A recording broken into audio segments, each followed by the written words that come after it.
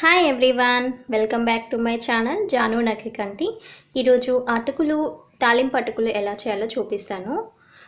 దీనికి కావాల్సినవి వేయించుకున్న పల్లీలు, ఫ్రైడ్ ఆనియన్స్, పుట్నాలు, మిరపకాయలు, పసుపు, ఉప్పు, తాలింపు దినుసులు అండ్ అటుకులు. అటుకుల్ని కొంచెం ప్యాన్లో వేసి కొంచెం ఆయిల్ ఏమీ వేయకుండా వేయించుకోవాలి. ఒక 2-3 మినిట్స్ కొంచెం క్రిస్పీగా అయ్యేలాగా వేయించి పెట్టేసుకున్నానండి.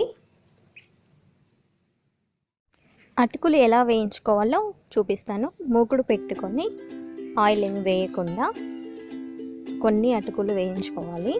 కొన్నిగా వేయించుకోవాలి. ఓన్లీ 2-3 మినిట్స్ అంతే సరిపోతుంది. జస్ట్ డ్రై రోస్ట్ అవుతే సరిపోతుంది అన్నమాట.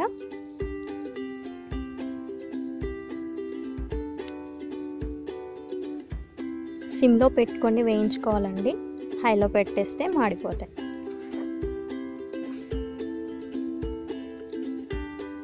ఇలా మీకు ఎంత క్వాంటిటీ అయితే చేసుకోవాలనుకుంటున్నారో అన్నీ తీసుకొని ఇలా వేయించుకొని పక్కన పెట్టుకొని ఉంచుకోవాలి.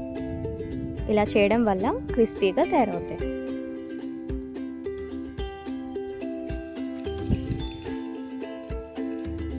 ఇప్పుడు మూకుడు పెట్టుకొని తగినంత నూనె పోసుకొని జీలకర్ర, ఆవాలు, పచ్చిమిర్చి అన్నీ వేసి వేయించుకోవాలి.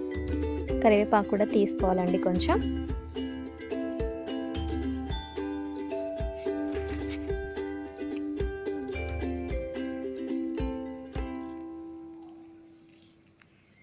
పచ్చిమిర్చి వేశాక కొంచెం చిటికెడు సాల్ట్ వేస్తే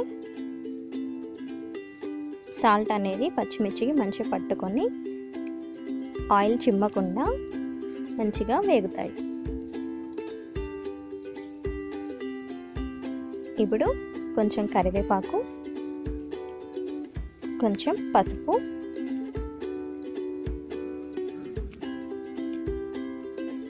కరివేపాకు వేగాక పసుపు, సాల్ట్, రుచికి సరిపడా సాల్ట్ వేసుకొని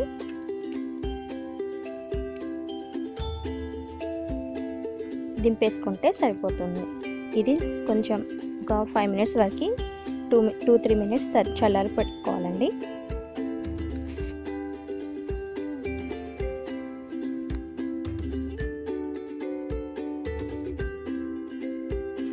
ఇప్పుడు వేయించి పెట్టుకున్న అటుకుల్లో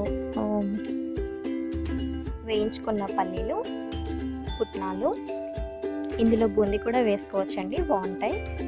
ఫ్రైడ్ ఆనియన్స్ అన్నీ వేసి బాగా మిక్స్ చేసుకోవాలి. తాలింపు రెడీగా ఉంచుకున్నాం కదా, ఆ తాలింపు కూడా కొంచెం కలుపుకొని మొత్తం కలిసేలాగా బాగా మిక్స్ చేసుకుంటే సరిపోతుంది. తాలింపు అటుకులు తయారైపోతాయి.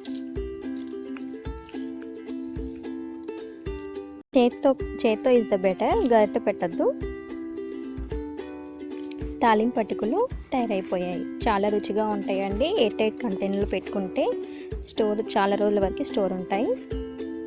ఈ వీడియో నచ్చితే ప్లీజ్ సబ్స్క్రైబ్ చేసుకోండి, లైక్ చేయండి. మీ కామెంట్స్ని కామెంట్ సెక్షన్లో పెట్టండి. Bye friends.